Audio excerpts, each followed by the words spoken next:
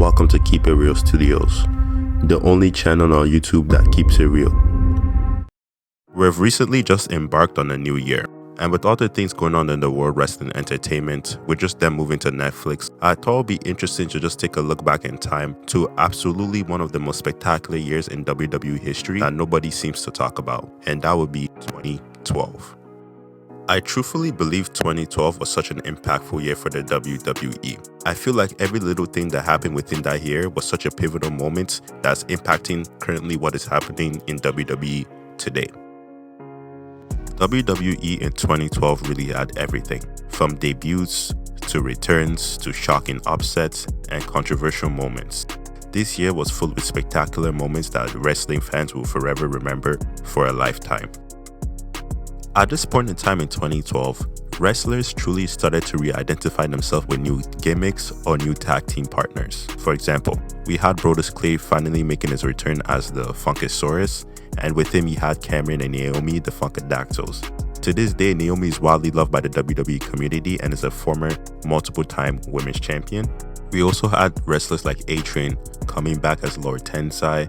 We had Drew McIntyre, Jinder Mahal, Heath Slater forming the three-man band. At this point in time, they were a group of jobbers, but just seeing how they've grown throughout the years of WWE, 2 out of the 3 of them are former WWE champions. But arguably the best group to ever make their debuts within the WWE was The Shield. We had Roman Reigns, Seth Rollins, and Dean Ambrose. And at this point in time, these 3 were the hounds of justice. They truly came into the WWE and they shook things up. They would come out of nowhere just jumping wrestlers left and right like they owed them money. It was absolutely a pivotal point that a lot of fans didn't understand. The lights would just go off, the next thing wrestlers are getting put through a table. The shoes were absolute menaces and they just had this aura and this brutality to them that we've never seen in WWE at all.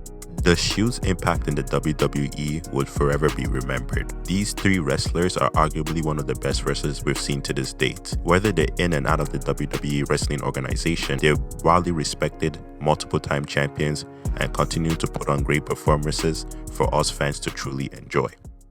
Undoubtedly, one of the most memorable moments to come in 2012 actually happened the Raw after WrestleMania XXVIII. The whole WWE community got to see the return of Brock Lesnar. After Brock Lesnar's 8-year absence in the company, many wrestler fans thought they would never see him again. At this point in time in his absence, Brock Lesnar took over the UFC scene, so it was really unlikely to see him return. And once he did make his return, fans were shocked, surprised, even wrestlers too as well. And to captivate all of that, he came into the ring, F5'd John Cena, and began an amazing feud.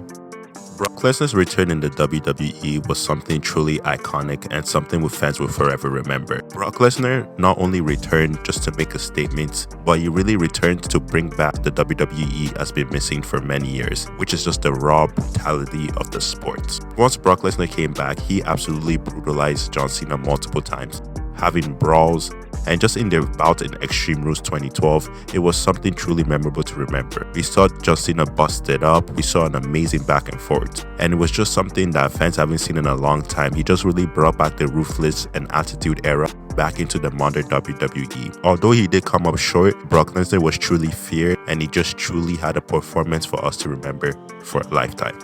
Outside of that, he also had a memorable feud with Triple H himself. With them having brawls all the time, with them having a mega fight in SummerSlam with Brock Lesnar just breaking Triple H's arm. Brock Lesnar truly re-identified the sport and made it seem real at times. Brock Lesnar was such a huge part of 2012, and just seeing him making his return truly just brought back old fans and incorporated new fans who weren't too familiar with Brock Lesnar at the time. When I look back on 2012, something that is truly iconic to me that I'll never forget was Raw 1000. This was truly a huge accomplishment for not just only the company, but even for the wrestlers too as well. WWE has been around for so many years, and the fact that they finally reached their 1000th episode was something truly iconic. It was such a big deal that from then on the WWE decided to make Raw 3 hours long. Raw 1000 was arguably one of the best shows WWE has ever put out there. Just with the opening segment alone, we had the reunion of the D-Generation X. Usually, the wrestling fans tend to see Triple H all the time, sometimes Shawn Michaels from time to time, but the fact that we got to see the whole D-Generation X reunite was something truly spectacular and memorable to remember. Raw 1000 was truly filled with iconic legends making a return to the WWE. We got to see the Brothers of Destruction come back, we got to see Team APA, we got to see Lita, and countless other legends and superstars returning back into the ring. This day created so many iconic moments for us, and it was so fitting to see them just come back and just relive some of their past experiences and even do some of their finishers and just reincarnate iconic lines. This was something truly memorable for us fans of both past, present. And not to mention, we also had things such as The Rock announcing that he was going to fight for the WWE Championship in Royal Rumble 2013. We also got to see AJ Lee and Daniel Bryan's wedding fallout, with Vince McMahon making his entrance and making AJ Lee the general manager of Raw. This show was truly full of iconic moments, and arguably one of the most memorable moments of the night came at the end of the show. We all knew John Cena won the Money in the Bank briefcase, and he made his announcement that he was going to fight CM Punk for the WWE Championship. And we haven't really seen this in a long time. Usually most fighters like to cash it in, and John Cena decided to have a match. On the night of the fight, Punk and Cena truly put on a classic. It was a nice back and forth and had incredibly high spots. Then there was a moment where John Cena locked CM Punk in the STF, and it did look that CM Punk was going to tap, but out of nowhere the Big Show came in and decided to interrupt the fight. And this really marked a big point in the WWE because John Cena officially became the first man to ever cash in and fail. While John Cena kept on getting beat, out of nowhere the Rock's theme music hit and he came sprinting down into the ring and started putting a beating on the Big Show. Once he was hitting the Big Show with everything he had, he hit him with the spine buster and he was getting ready to hit his famous people's elbow. But before he hit it, something unusual happened. CM Punk came out of nowhere and attacked The Rock. This was a moment that truly shocked the fans, because at this point in time, CM Punk was truly beloved. He was the WWE champion and he was also the face of the company too at this time. And seeing him attack The Rock truly started a heel moment. But CM Punk didn't stop there. He started taunting The Rock too as well. Then eventually he hit him with the go to sleep, took his championship and walked away. WWE had one of the greatest WrestleManias of all time in 2012, which was WrestleMania 28. It was filled with star performances and just mega matchups to remember for a lifetime. Just to start it off, we had the Royal Rumble winner Sheamus up against the World Heavyweight Champion at the time, Daniel Bryan, and this match was truly shocking. Once it started, Daniel Bryan gave his kiss to AJ the good luck kiss. Then once the fight actually started, Sheamus hit him with a bro kick and became World Heavyweight Champion in only under 18 seconds. At this point in time, fans weren't too pleased. You know, we had the World Heavyweight Champion opening the fight. Daniel Bryan was truly beloved by the WWE community, but I truly believe this moment was the pivotal point in Daniel Bryan's career. I truly felt like this is when the Yes movement really begun. And as the year went by, we got to see Daniel Bryan feud with AJ Lee. We got to see him build partnerships with Kane and forming Team Hell No. So I truly believe that the bro kick and the defeat in 18 seconds was for the best. This WrestleMania also had memorable performances and fights, such as Kane defeating Randy Orton in a solid back and forth match, with Kane hitting a chokeslam off the second rope to get the victory. We also had performances like the Big Show versus Cody Rhodes for the Intercontinental Championship. The Big Show actually won the Intercontinental Championship at this point in time. It was quite emotional because we truly got to see a vintage, iconic wrestler like the Big Show finally get his truly deserved WrestleMania moment. For this WrestleMania, we also got to see the iconic matchup between Team John Laurinaitis versus Team Teddy Long. And at this point in time, John Laurinaitis was a huge heel in the company. He was the active Raw general manager, while on the other hand, we had Teddy Long, and he was the active SmackDown general manager. And these two actually did not like each other. They were feuding back and forth. And they decided to come into agreement that they both pick a certain amount of superstars to face each other in a tag elimination matchup at WrestleMania. And whichever set of superstars won respectively, the general manager would take over both Raw and SmackDown. The matchup itself was quite exciting. A lot of fans definitely seemed to love it. It was full of twists and turns and shocking eliminations. And we also had fan favorite Zack Ryder on Team SmackDown, arguably the most favorite team that everybody wanted to see win that night. And Zack Ryder was truly putting up an amazing performance. He looked like he was about to get the victory till Eve Torres came in and interrupted. Then the Miz capitalized, hit him with a skull crushing finality, and Team Raw ended up winning. But just to cap it all off, we had Eve Torres coming back into the ring and low blowing Zack Ryder. This was truly a shocking moment for the WWE Universe, not only because the heel side of the Raw general manager won with John Laurinaitis, but we also got to see Eve Torres finally turn heel on Zack Ryder, and this truly created a lot of heel for her and her character in the WWE. We also got amazing matchups like CM Punk versus Chris Jericho. At this time, CM Punk was the best in the world, and Chris Jericho was the best at it is and what he does. This was truly an iconic technical matchup for both amazing superstars. It was an amazing back and forth, and we definitely got to see CM Punk show why he was truly the WWE champion at this time. Arguably one of the best performances of the night, with CM Punk locking in the Anaconda Vice and Chris Jericho tapping, and CM Punk retaining his status as the best in the world. All the matchups that we got at WrestleMania 28 was truly iconic and fans were seeming to love them. But there are two matches of the night that particularly stick out to people's minds when they think about this WrestleMania. Starting off, we had the end of the era match between Triple H and Undertaker. Undertaker's legacy at WrestleMania would truly stand the test of time. From all of his iconic matchups to victories and just the opponents that he had, it was truly something iconic for all WWE fans to forever remember. And one of his greatest opponents he ever faced came in the form of the cerebral assassin himself, Triple H. The year prior at WrestleMania 27, we got to see these two go up against each other in a back and forth amazing matchup. Even though Triple H did come up short, he did seem to be the fresher man towards the end of the fight. And this actually brought them to having a rematch at WrestleMania 28 called The End of the Era. And not only was this match such a huge spectacle already, they decided to have it in a Hell in a Cell, and they also decided to make the special guest referee the one and only Heartbreak Kid, Shawn Michaels. The history between these three men in the WWE is something truly iconic. From all the matches that they have among each other was such a true testament and a befitting title of End of the Era. And just focusing on the match upon itself, it was an absolute spectacle. It was a huge back and forth, and just the emotional torment that you could see on Shawn Michaels' face, just seeing Triple H going through such brutalizations, and even Undertaker having his moments with Shawn Michaels in the ring was something truly iconic to remember. And arguably one of the greatest moments to come out of the fight was Shawn Michaels hitting Undertaker with the Sweet Chin Music, then Triple H hitting him with the pedigree.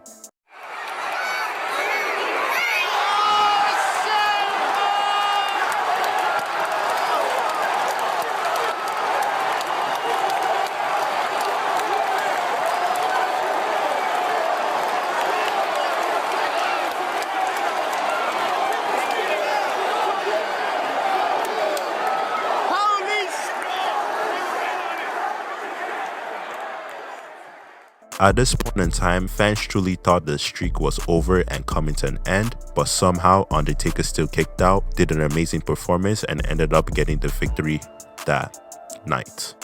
The matchup that night was something truly amazing to witness. Just from the back and forth to the intense moments and just the rivalry and the chemistry that these three men just share in the WWE arena is something truly amazing to witness as a WWE fan. I really believe that the title was so befitting calling it End of an Era, because it really was. It really culminated all of their three careers into one night. Even though 2 years later we tend to see the streak end by Brock Lesnar, I truly believe that this should have been Undertaker's final match at WrestleMania. Not only was it 20-0, a befitting number, but just seeing all of these three legends walk off together carrying each other at the end of the fight was something truly iconic and memorable to enjoy, and I believe every single person in that arena will never forget the moments that these three men put that night.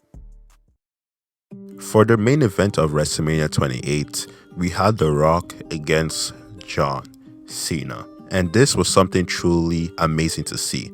Not only did these superstars were iconic for different eras and times, just the fact that we both got to see them step into the ring and face each other was something unexpected for the WWE universe.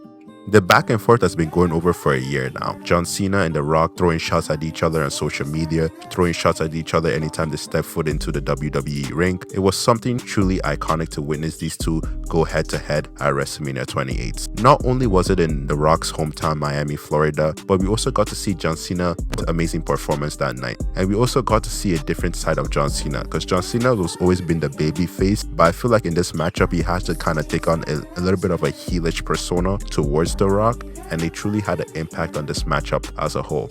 The match itself had an amazing back and forth. The Rock and John Cena truly put on an amazing match. It truly felt like The Rock hasn't skipped a beat stepping back into the ring, and just the chemistry between these two was off the chart. A lot of people didn't think they were going to deliver, but they actually over-delivered. They had amazing back and forth, there was iconic moments, and just little things to just remember that really culminated just the storyline and the legacy that these two legends have had. And to captivate it all off, we had John Cena showboating, pretending like it was going to give The Rock the people's elbow, but with The Rock countering, giving John Cena a rock bottom.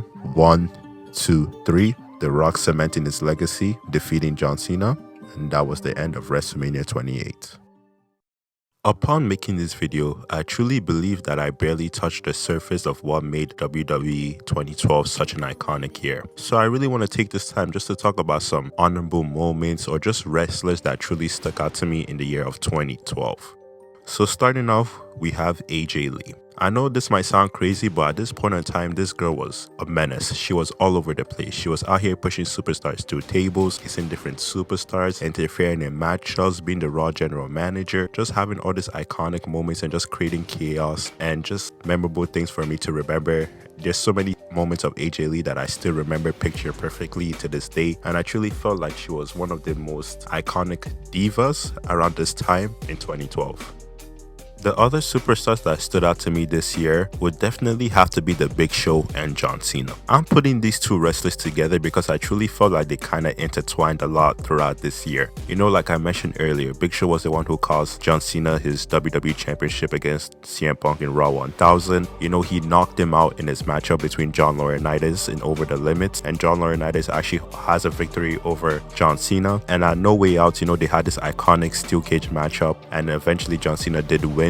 And you know, he put through John Laurinaitis to the table and Vince McMahon fired him. I truly believe throughout this year these two storylines intertwined multiple times, whether they were 1v1ing or it was a triple threat matchup between him, The Big Show, and CM Punk. These two superstars truly created iconic moments in 2012. I also have to mention The Big Show's feud with Sheamus. I do believe that was an amazing feud, one of the most underrated feuds in WWE history in my opinion. They had countless 5-star matches, and we actually got to see The Big Show defeat Sheamus and actually become the World Heavyweight Champion. It was a long road for The Big Show, you know, many years of hard work and dedication, and just to see him become the World Heavyweight Champion again was something truly iconic. And just focusing a little bit more on John Cena, relatively I actually believe that this wasn't a very good year for John Cena, but in overall terms I do believe that was something good that a lot of fans deserve to actually see, because you know, at this point in time fans were getting sick and tired of John Cena winning so much. So just to see him finally take many L's, you know, Money in the Bank he won, but he didn't even cash in successfully. He lost to John Laurinaitis, he lost to The Rock, he lost to CM Punk countless times. So a lot of fans weren't really getting behind John Cena, so it was just nice to kind of see him fall back and kind of let other superstars shine.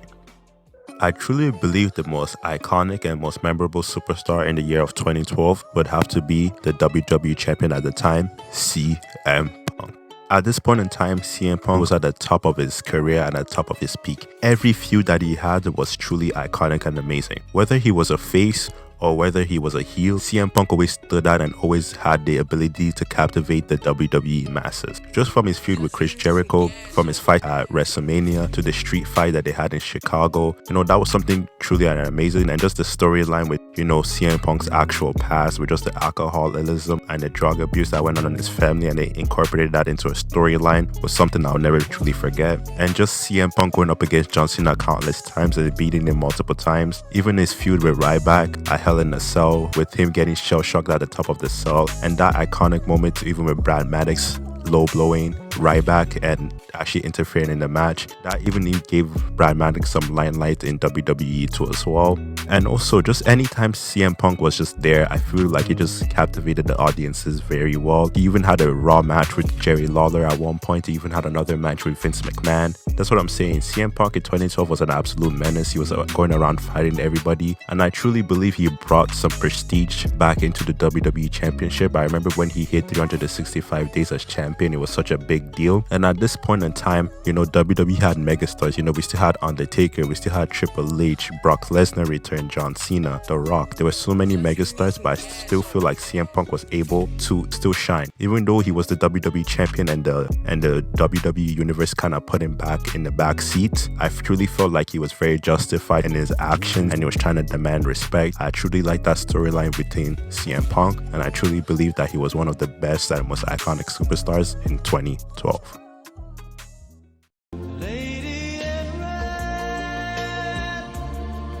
Throughout the historic legacy of the WWE, we've seen countless amazing years, and we've seen the bad ones too as well. And I truly believe that 2012 is one of those years that was truly iconic and one of the best actually, but no one tends to seem to talk about it. You know, in the wrestling world to this day, I truly believe we're at an all-time high, and we're seeing new dynamics and new wrestlers that we haven't seen throughout WWE's historic run. So I felt like I just needed to kind of make this video today just to talk about why 2012 was such a good moment in WWE and such a good year overall, because I truly believe that there were so many rising stars that came and debuted it back then and are still important and just huge faces in the WWE to this day. So that's why I kind of just wanted to talk about this video. I feel like people need to start respecting WWE 2012 a lot more. I feel like at the time people were just enjoying themselves, but as you look back on it, I truly feel like it was such a huge staple, and 2012 was one of the best years that WWE has ever had, and that's why I thought I'll make this video today.